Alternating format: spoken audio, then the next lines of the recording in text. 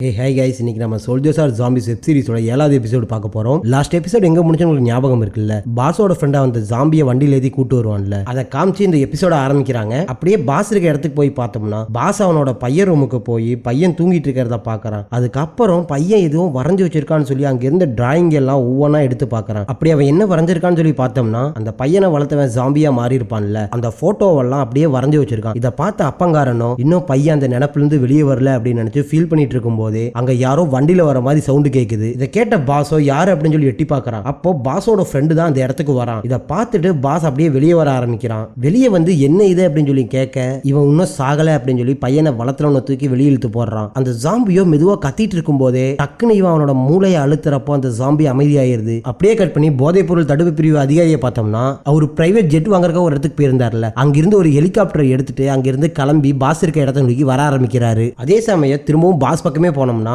Pass அவன் பக்கத்துல போய் உட்கார ஃப்ரெண்டுக்காரனும் பார்த்து உட்காருங்கன்னு சொல்லி சொல்றான். அதுக்கு பாஸோ இவன் எப்படி இன்னும் உயிரோடு இருக்கான், இவனோட ஒரு பகுதி தலையவே காணோம், இருந்தாலும் உயிரோடு இருக்கான், எப்படி இது சாத்தியம் அப்படின்னு சொல்லி விசாரிக்க அங்கிருந்து யாருக்குமே எதுவுமே தெரியல. அதுக்கப்புறம் ஃப்ரெண்டுக்காரன் என்ன சொல்றான்னா இவன் நார்மலா இருக்கிறப்ப ரொம்ப அக்ரெசிவா இருக்கான், இவனை அமைதிப்படுத்தோம்னா இவன் மூளையில கையை வச்சு அழுத்தினோம்னா அமைதியாகிறான் அப்படிங்கிற மாதிரி சொல்ல, அதே சமயம் அந்த ஜாம்பி நம்ம பாஸை அட்டாக் பண்ண பாக்குது. டக்குன்னு தன்னோட கையை எடுத்து அவனோட மூளையை அழுத்த ஆரம்பிக்க அந்த ஜாம்பி அப்படியே அமைதியாகுது. அதை பார்த்த பாஸோ அவன்கிட்ட பேச ஆரம்பிக்கிறான். உனக்கு என்ன ஞாபகம் இருக்கா, என் பையனை ஞாபகம் இருக்கான்னு சொல்லி கேட்க அந்த ஜாம்பி எந்த அசைவுமே இல்லாம அமைதியா படுத்துக்குது. அதே சமயம் அந்த இடத்துக்கு பாஸோட பையன் வரான். இந்த விஷயத்தெல்லாம் பார்த்துட்டு எதுக்காக அவரை ஹர்ட் பண்றீங்க, அவர் என்னை வளர்த்தவரு, அவருக்கு உடம்பு சரியில்லை, அதுக்காக அவரை எல்லாரும் சேர்ந்து கொல்ல பாக்குறீங்களா அப்படின்னு சொல்லி கேட்க நம்ம பாஸோ நீ எதுக்காக இங்க வந்த, நான் சொல்றத புரிஞ்சுக்கோ, அவன் மனுஷனே கிடையாது, அவன் ஒரு மாதிரி மாறிட்டான், இதுக்கு மேலேயும் நம்ம அவன் கூட இருந்தோம்னா நம்ம எல்லாருக்குமே ஆபத்தாயிடும், அதனால நம்ம அவன்கிட்ட இருந்து விலகியே இருக்கணும்னு சொல்லி சொல்ல இந்த சீனை அப்படியே இங்க கட் பண்றாங்க. இப்ப எங்க காமிக்கிறாங்கன்னு சொல்லி பார்த்தோம்னா பாஸோட ஃப்ரெண்டு அவன் கூட்டாளியும் நைட் ரவுண்ட்ஸ் போயிருப்பாங்க, அதுல ஒருத்தங்க கூட செத்து போயிருப்பான்ல, அந்த இடத்துக்கு போனோம்னா அங்க எல்லா ஜாம்பியும் வர ஆரம்பிக்குது. அதே சமயம் நம்ம பாஸோட கூட்டாளி இருக்கான்ல அவனையும் அந்த ஜாம்பி கடிச்சிருக்கும்ல, அதனால அவனும் அப்படியே ஜாம்பியா மெதுவா எந்திரிக்க ஆரம்பிக்கிறான். எந்திரிச்சவன் அங்க இருந்த ஜாம்பிகள் எல்லாம் பார்த்துட்டு அவங்க கூட சண்டைக்கு போற மாதிரி போறான். அதே சமயம் அங்க இருந்த ஜாம்பிகள்லாம் அவனை சுத்தி ஒரு மாதிரி கத்த ஆரம்பிக்குது. இதை பார்த்து இந்த ஜாம்பியோ அப்படியே அமைதியாயிடுறான். இப்போ ஒரு நாய் ஒரு தெரு விட்டு இன்னொரு தெருவுக்கு போறப்ப கூட்டமா வந்து எல்லா நாயும் கடிக்க வரும், இந்த ஒரு நாய் அப்படியே அமைதியா போகும்ல, அந்த மாதிரி இந்த ஜாம்பிகள்லாம் கத்த இவனும் பயந்துட்டு அந்த கூட்டத்துல ஒரு ஆளா மாறிடுறான். அப்படியே இவங்க எல்லாரும் சேர்ந்து பாஸ் இருக்க இடத்தை நோக்கி ஓடி வர மாதிரி காமிச்சு சீனை கட் பண்ணோம்னா அமெரிக்காவில் இருக்க லேபை காமிக்கிறாங்க. அங்க நம்ம சோல்ஜர் ஜெனரல் கிட்டையும் டாக்டர் கிட்டையும் அமெரிக்கா மெக்சிகோ பார்டர்ல என்ன நடந்துச்சுன்னு எக்ஸ்பிளைன் பண்ணிட்டு இருக்கா. அப்போ ஜெனரல் அங்க எத்தனை ஜாம்பிகள் இருந்துச்சுன்னு சொல்லி விசாரிக்க 2 பேர் இருந்தாங்க. ஒன்னு அமெரிக்கா கமாண்டோ பிரிவை சேர்ந்த ஒருத்தர் ஜாம்பியா மாறி இருக்கான், இன்னொன்னு நார்மலா சிவிலியன்ஸ்ல இருந்த ஒரு ஆள் மாறி இருக்கான்னு சொல்லி சொல்ல இதை கேட்ட டாக்டர் எந்த அளவுக்கு அவங்க ஜாம்பியா மாறி இருக்காங்க அப்படின்னு சொல்லி விசாரிக்கிறான். அதுக்கு நம்ம சோல்ஜரோ நம்ம லேப்ல ஒருத்தர் எந்த அளவுக்கு மாறி இருந்தானோ அதை விட அவங்க பயங்கரமா எவால்வ் ஆயிருக்காங்கன்னு சொல்லி சொல்றான். இதை கேட்ட டாக்டரோ சூப்பர், அப்ப நமக்கு அதுல ஒரு ஆள் வேணும் அப்படின்னு சொல்லி சொல்ல நம்ம ஜெனரல் யாரா அவன் இப்படி இருக்கான் அப்படின்னு சொல்லி ஒரு மாதிரி பாக்குறான். அதுக்கப்புறம் சோல்ஜர் என்ன சொல்றான்னா இவங்களை அப்படியே விட்டோம்னா இதனால மக்கள் எல்லாரும் பாதிக்கப்படுவாங்க, இந்த நோய் பரவிருச்சுன்னா நம்மளால கண்ட்ரோலே பண்ண முடியாது, நம்ம எப்படியாச்சும் உங்களை கண்டுபிடிச்சு எல்லாத்தையும் அழிச்சே ஆகணும்னு சொல்லி சொல்ல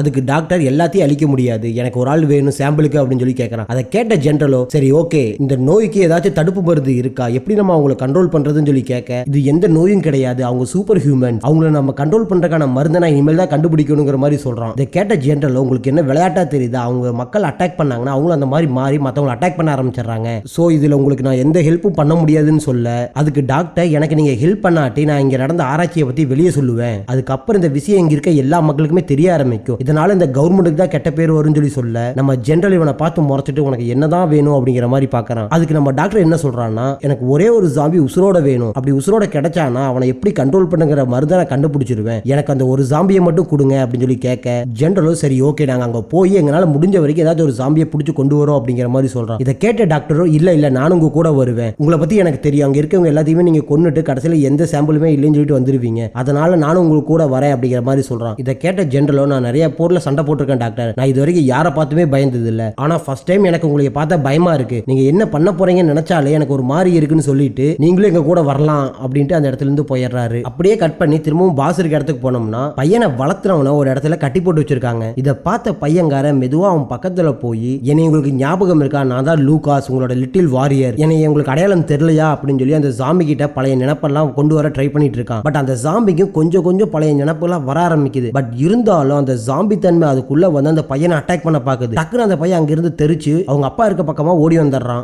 பாஸ் கிட்ட என்ன சொல்றான்னா நான் அவர்கிட்ட பேசினேன், அவருக்கு கொஞ்சம் கொஞ்சம் பழைய ஞாபகம்லாம் வர ஆரம்பிக்குது, அவருக்கு ஏதோ ஒரு நோய் வந்திருக்கு, நம்ம அவரை சரி பண்றதுக்கு ஏதாச்சும் ஒரு டாக்டர் வர சொல்லலாம்னு சொல்லி சொல்ல, அதுக்கு நம்ம பாஸோ புரிஞ்சுக்கோ அவன் செத்து போயிட்டான், இப்ப இருக்கிறது அவன் கிடையாது அப்படிங்கிற மாதிரி சொல்ல நம்ம பையன்காரனுக்கு கோபம் வந்துருது. அம்மாவுக்கு உடம்பு சரியில்லாம இருக்கிறப்போ நீங்க அவங்களை குணப்படுத்துறதுக்கு எந்த முயற்சியுமே எடுக்கவே இல்லை, அதனாலதான் அவங்க இறந்து போயிட்டாங்க. இப்பவும் நீங்க அதே தப்பு தான் பண்றீங்க. அவரு உடம்பு சரியில்லாம இருக்காரு, அவரை குணப்படுத்துறதுக்கு ஏதாச்சும் வழி இருக்கும், அதை நம்ம கண்டுபிடிக்கணும். ஆனா நீங்களும் அவரை கொல்றதுக்காக தான் பாக்குறீங்க சொல்லி போட்டு அந்த இடத்துல இருந்து அழுதுட்டு ஓடி போயிடுறான். அப்படியே கட் பண்ணோம்னா ரிப்போர்ட்டரையும் டாக்டரையும் காமிக்கிறாங்க. அவங்க லிஃப்ட் கேட்டு ஒரு கார்ல போயிட்டு இருப்பாங்கல்ல, அப்படி அவங்க கார்ல போயிட்டு இருக்கும்போது நம்ம பாஸோட பிரதர் அசந்து தூங்கிடுறான். ஒருத்தர் லிஃப்ட் உங்களுக்கு கொடுத்துருப்பாங்கல்ல, அவர் யாருன்னு பார்த்தோம்னா அங்க இருந்த ஒரு சர்ச்சோட ஃபாதர் தனி அடிச்சுட்டே வண்டி ஓட்டிட்டு இருக்காரு. பாஸோட பிரதரோ தூங்கிட்டான். இதை பார்த்த ஃபாதர் மெதுவா கையை தூக்கி அந்த பொண்ணு மேல வைக்கிறாரு. டக்குன்னு அவ தள்ளி விட்டுட்டு அவங்க கூட சத்தம் போடுறத பார்த்த பிரதர் தூக்கத்திலிருந்து எந்திரிக்கிறான். ஃபாதர் கையில இருந்த சரக்கு பாட்டில புடுங்கி போட்டுட்டு இதுதான் எல்லாத்துக்குமே காரணம், ஒழுங்கா நேரா வண்டியை பார்த்து ஓட்டுங்கன்னு சொல்லி சொல்ல இந்த சீன் இங்கேயே கட் பண்றாங்க. பாஸோட பையன் அவன் ரூம்ல நின்னுட்டு அந்த மலையவே பார்த்துட்டு இருக்கான். அப்ப அந்த இடத்துக்கு பாஸ் வந்து இங்க நடக்கிறதெல்லாம் பார்க்கறதுக்கு ரொம்ப வித்தியாசமா இருக்கு, உங்க அம்மா இறந்ததுக்கு நான் காரணம் கிடையாது, உங்க அம்மாவை காப்பாத்துறதுக்கு நான் எவ்வளவோ ட்ரை பண்ணேன், பட் அவளுக்கு இருந்த சிவியரான நோயினால தான் இறந்துட்டா. ஆனா உன்னை வளர்த்துனவன் அப்படி கிடையாது, அவனை நம்ம எவ்வளவு தடவை கொன்னாலும் அவன் திரும்ப திரும்ப வந்துகிட்டே இருக்கான், புரிஞ்சுக்கோ அவன் மனுஷன் கிடையாது, அவனுக்குள்ள என்னமோ ஆயிருச்சுன்னு சொல்லி சொல்ல பையன்காரனும் அவனை திரும்பி முறைக்கிறான். நான் இதுக்கு முன்னாடி யாருக்கெல்லாம் வேலை பார்த்து கொடுத்தனோ அவங்க எல்லாம் எனக்கு கொல்ல ட்ரை பண்றாங்க, இன்னும் எவ்வளவு நாள் நம்ம இங்க சேஃபா இருக்க முடியும், இல்ல எத்தனை நாள் நான் அவங்க கூட இருக்க முடியும்னு எனக்கு தெரியல, அதனால உன்னோட சேஃப்டியை நீ தான் பாத்துக்கணும்னு சொல்லி அந்த பையனுக்கு ஒரு கன்னை எடுத்து கொடுக்குறாரு. பையனோ தயக்கத்திலேயே அந்த கன்னை வாங்க அவன் தலையில தடவி கொடுத்துட்டு பாஸ் அந்த இடத்துல இருந்து போயிடுறாரு. அப்படியே கட் பண்ணோம்னா திரும்பவும் ரிப்போர்ட்டரையும் பாஸோட பிரதரையும் காமிக்கிறாங்க. ஃபாதரும் பாஸோட பிரதரும் சும்மா வளவள நிறைய இது பேசிட்டு வந்துட்டு இருக்காங்க. ஃபைனலா நான் பண்ண தப்புக்கு நான் கும்புற சாமி என்னை மன்னிப்பாருன்னு சொல்லி போட்டு திரும்பவும் சட்டைக்குள்ள இருந்த சரக்கு பாட்டில எடுத்து குடிக்க ஆரம்பிக்கிறாரு. இதை பார்த்த பாஸோட பிரதரும் ரிப்போர்ட்டரும் எதுவும் பேசாம அமைதியா இருக்காங்க. அதே சமயம் அவங்க வண்டி முன்னாடி டக்குன்னு ஒரு ஜாம்பி வந்து நிக்குது. இந்த ஜாம்பி யாருன்னு தெரியுதா? லாஸ்ட் எபிசோட்ல கூட நம்ம பார்த்திருப்போம்ல, பாஸோட ஃப்ரெண்டும் அவனோட கூட்டாளியும் நைட் ரவுண்ட்ஸ் போயிருப்பாங்கல்ல, அதுல கூட அந்த கூட்டாளியை ஜாம்பி கடிச்சிருக்கும்ல, அவன் தான் இது. இதை பார்த்த பாஸோட பிரதரோ அவன் பேரை சொல்லி கூப்பிட்டு உனக்கு என்ன ஆச்சு அப்படின்னு சொல்லி விசாரிக்கிறான். பட் அதுக்கு அந்த ஜாம்பி எந்த ரியாக்ஷனுமே பண்ணாம மெதுவா அந்த கார் பக்கத்துல வந்து நம்ம ஃபாதர் அப்படியே பிடிச்சி வெளியே இழுக்க பாக்குது. ரிப்போர்ட்டர் ஃபாதரை விடாம இழுத்து பிடிச்சுக்கிறா. ஒரு கட்டத்துல இந்த ஜாம்பி ஃபாதரோட கண்ணத்தை பிடிச்சு கடிச்சு இழுத்துருது. இதை பார்த்த ரிப்போர்ட்டரோ டக்குனு வண்டிக்கு கீரை போட்டு எக்ஸலேட்டர் அழுத்துறா. வண்டி அப்படியே போக ஆரம்பிச்சிருது. ஜாம்பி ஃபாதரை பிடிச்சி வெளியே இழுத்து போட்டு கடிக்க ஆரம்பிக்க அதே சமயம் முன்னாடி போன காரு கட்டுப்பாடு இல்லாம அங்கிருந்து ஒரு பள்ளத்துல விழுந்துருது. இந்த சவுண்ட் பாஸ் இருக்க இடத்துக்கு கேட்க அங்க வாட்ச்மேனா இருப்பான்ல, அவன் வெளியே வந்து டெலஸ்கோப்ல பாக்குறான் என்ன சவுண்ட் அப்படின்னு. அப்போ அந்த ஃபாதரை அவன கூட்டாளியா இருந்தான்ல ஜாம்பி, அது கடிச்சிட்டு இருக்கு. இதை பார்த்து அந்த வாட்ச்மேன் வாக்கி டாக்கி மூலமா பாஸுக்கும் அங்க இருந்த எல்லாத்துக்குமே தகவல் சொல்றான். அதே சமயம் காருக்குள்ள இருந்த பாஸோட பிரதர் வெளியே வந்து ஜாம்பியா மாறினவன துப்பாக்கியால சுட்டு சண்டை போட்டுட்டு இருக்கான். இந்த விஷயத்தெல்லாம் அங்க வந்த பாஸ் தன்னோட டெலஸ்கோப் மூலமா பார்த்துட்டு நீதான் இவன் செத்து போயிட்டான்னு சொன்னான்ல, திரும்பவும் எப்படி உசுரோட வந்தான்னு சொல்லி கேட்க அதுக்கு பாஸோட ஃப்ரெண்டோ எனக்கு தெரியல, அவன் செத்து போனதை என் கண்ணால பார்த்தேன்னு சொல்லி சொல்ல இதை கேட்ட பாஸ் இந்த ஊர்ல என்னதான் நடக்குன்னு தெரியல, செத்து போனவங்க எல்லாரும் உசுரோட வந்து நம்ம தாலியா இருக்கிறாங்கன்னு சொல்லிட்டு காரை எடுத்துட்டு பாஸோட பிரதர் இருக்க இடத்துக்கு போக ஆரம்பிக்கிறான். இதே சமயம் ரிப்போர்ட்டர் அந்த காருக்குள்ள மாட்டிருப்பான்ல,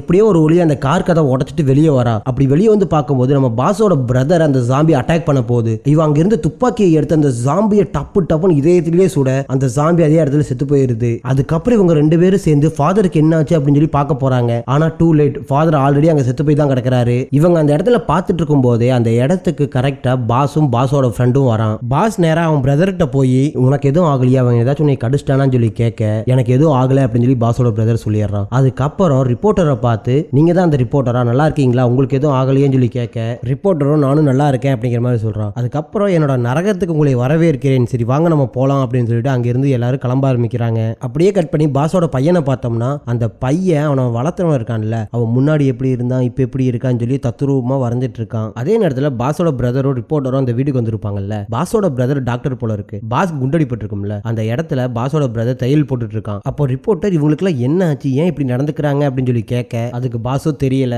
இதுக்கு முன்னாடி பையனை வளர்த்துறவனுக்கும் இதே மாதிரி ஆகி போச்சு, அவனு நாங்க இங்கதான் பிடிச்சி கட்டி போட்டு வச்சிருக்கோம், அவனை எப்படி கொன்னாலும் அவன் திரும்ப திரும்ப உசுரோட வந்துட்டு இருக்கான்னு சொல்லி சொல்ல அதே நேரத்துல பாஸோட பையன் அந்த இடத்துக்கு வரான். வந்து தான் வரைஞ்சு வச்சிருந்த போட்டோவெல்லாம் காமிக்கிறான். அந்த போட்டோவை பார்த்த பாஸோ இதுல என்ன இருக்கு அப்படின்னு சொல்லி கேட்க நாய் கடிச்சா எப்படி ரேபிஸ் நோய் வரும் அந்த மாதிரி இவங்களை என்னமோ கடிச்சிருக்கு, அதனால இவங்களுக்கு இந்த மாதிரி நோய் வந்திருக்கு, இவங்களை நம்ம சரி பண்ண முடியும், நம்ம கொஞ்சம் ட்ரை பண்ணோம்னா இவங்களை சரி பண்ணிடலாம் சொல்லி சொல்ல இதை கேட்ட பாஸோ போது நிப்பாட்டு, சும்மா ஒரே புராணத்தை திரும்ப திரும்ப பாடிட்டு இருக்காத அப்படின்னு சொல்லி சொல்ல பையன்காரனுக்கோ கோவம் வந்துருது. நீங்க சாக வேண்டிய ஆள் தான், நீங்க செத்தாலும் நான் ஃபீல் பண்ண மாட்டேன்னு சொல்லிட்டு அந்த இடத்துல இருந்து பையன்காரன் போயிடுறான். அப்படியே கட் பண்ணி மெக்சிகோ பார்டர் பக்கமா போனோம்னா ஜெனரல் மிலிட்டரி ஆளுகள் எல்லாம் கூப்பிட்டு இந்த ஜாம்பிகளை அட்டாக் பண்ணிருக்கும்ல அந்த இடத்துக்கு வராரு. இவங்க கூடயே டாக்டர் இருக்காரு. ஜாம்பிஸ் எல்லாம் அட்டாக் பண்ணனால இவங்களும் ஜாம்பிஸா மாறி இருப்பாங்களான்னு சொல்லி பார்த்தோம்னா இவங்க ஒன்னும் ஜாம்பிஸா மாறல. இதை பார்த்த டாக்டர் இவங்க ஏன் இன்னும் ஜாம்பியா மாறலையே அப்படின்னு சொல்லி கேட்கும்போது ஜெனரல் உங்களுக்கு ரொம்ப ஆசையா இருக்கா இவங்க எல்லாம் ஜாம்பிஸா மாறி எல்லாத்தையும் கடிக்கணும் வேணும்னு சொல்லி கேட்க, இல்ல இவங்க ஜாம்பிஸா மாறி இருந்தாங்கன்னா நம்ம வேலை இங்கேயே முடிஞ்சிடும், ஒரு ஆள் இங்கேயே பிடிச்சி நம்ம லேபுக்கு போயிருக்கலாம்னு சொல்லி சொல்லிட்டு இருக்கும் போதே ஒரு மலை மேல இருந்த மிலிட்டரிக்காரர் துப்பாக்கி சுடுற சவுண்டா கேட்குது கொஞ்சம் தூரத்துல, அங்க நம்ம போய் பார்க்கலாமான்னு சொல்லி கேட்க, ஜெனரலோ சரி ஓகே நம்ம அங்க போலாம் அப்படின்னு சொல்லிட்டு இவங்க எல்லாம் அங்க கிளம்ப ஆரம்பிக்கிறாங்க. இப்ப துப்பாக்கி சத்தம் கேட்டு போறாங்கல்ல, எங்கேயும் தெரியுதா, நம்ம பாஸோட பிரதரும் ரிப்போர்ட்டரும் சுற்றுப்பாங்கல்ல, அந்த சவுண்டை கேட்டு அந்த இடத்தை நோக்கி இவங்க போக ஆரம்பிக்கிறாங்க. அப்படியே கட் பண்ணோம்னா இப்ப திரும்பவும் பாஸோட பையனை காமிக்கிறாங்க. பாஸோட பையன் அவன் ரூம்ல ஒரு சின்னதா ஒரு வாக்கி டாக்கி எடுத்துட்டு அவனை வளர்த்துருப்பான்ல அவன் பக்கத்துல போறான். ஒரு வாக்கி டாக்கி அவன் பக்கத்துல தூக்கி வீசிட்டு இன்னொரு வாக்கி டாக்கில அவன் பேச ஆரம்பிக்கிறான். இவங்க ரெண்டு பேரும் என்ஜாய் பண்ண மூமெண்ட்டை ஒவ்வொன்றா பேசிட்டு இருக்கும்போது அந்த ஜாம்பிக்கு கொஞ்சம் கொஞ்சமா என்னமோ பண்ணுது. அதனால அந்த வாக்கி டாக்கி எடுக்க முடியாம எடுத்து அந்த சவுண்டை கை பண்ண ட்ரை பண்ணுது. அதுக்கு கை பண்ண தெரியாது இல்ல, அதனால டக்குன்னு அந்த வாக்கி டாக்கியை பிச்சு வீசிடுது. அவனை கழுத்துல ஒரு செயினை போட்டு கட்டி வச்சிருப்பாங்கல்ல, அந்த செயினை பிக்க ட்ரை பண்ணிட்டு இருக்கான். பையனும் பயந்துட்டு இப்படி பண்ணாதீங்க அப்படின்னு சொல்லிட்டு பின்னாடியே போயிட்டு இருக்கான். ஒரு கட்டத்துல அந்த ஜாம்பி அந்த செயினை பிச்சுட்டு வர இவனோட அப்பா இவனுக்கு ஒரு கன்னு கொடுத்துருப்பார்ல, அந்த கன்னை வச்சு அந்த ஜாம்பியை சுடுறான். இந்த ஜாம்பியை எத்தனை பேர் கொல்ல ட்ரை பண்ணாங்க, யார் சுட்டும் சாகாத இந்த ஜாம்பி இந்த சின்ன பையன் சுட்டோனே செத்து போயிருது. இந்த கன் சவுண்டை கேட்ட வீட்டுக்குள்ள இருந்தவங்களும் தலை தெரிச்சு ஓடி வராங்க, ஐயோ பையனுக்கு ஏதோ ஆயிருச்சோ அப்படின்னு சொல்லி. அங்க வந்து பார்த்தோம்னா பையன்கார அழுதுட்டு இருக்கிறான், அவனை சுட்டுட்டமே அப்படின்னு சொல்லி. அங்க வந்து பாசம் என்ன ஆச்சு அப்படின்னு சொல்லி விசாரிக்க, அவருக்கு நான் பழைய ஞாபகம் வர வைக்கிறதுக்காக ட்ரை பண்ணிட்டு இருந்தேன், திரும்ப ஒரு மான்ஸ்டரா மாதிரி என்னை அட்டாக் பண்ண வந்துட்டாரு, அதனால அவரை நான் சுட்டுட்டேன் அப்படிங்கிற மாதிரி சொல்லி அழுக.